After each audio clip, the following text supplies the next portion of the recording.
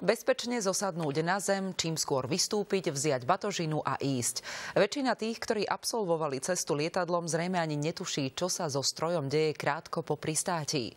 Naši kolegovia to boli zisťovať priamo na letiskovej ploche.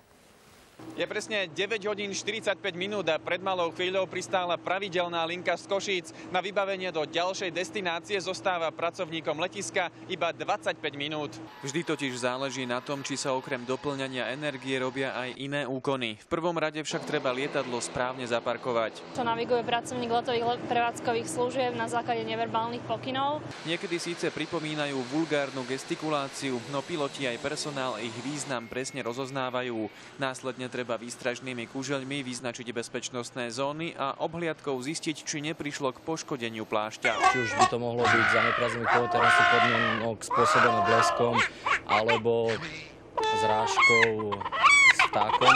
Zdržiavať sa v blízkosti motora, kým nie je lietadlo úplne zabezpečené, sa veľmi neopláca, pretože táto turbína dokáže vtiahnuť aj človeka. Sila týchto leteckých motorov dokáže dostať do vzduchu až 75 tón váhy, z ktorej zhruba 20 tón môže tvoriť palivo. Po úvodnej kontrole začne byť okolo lietadla rušno. Narad prídu schody a batožina. Hneď ako je to lietadlo obhliadnuté, pristavené, výkladka sa začne.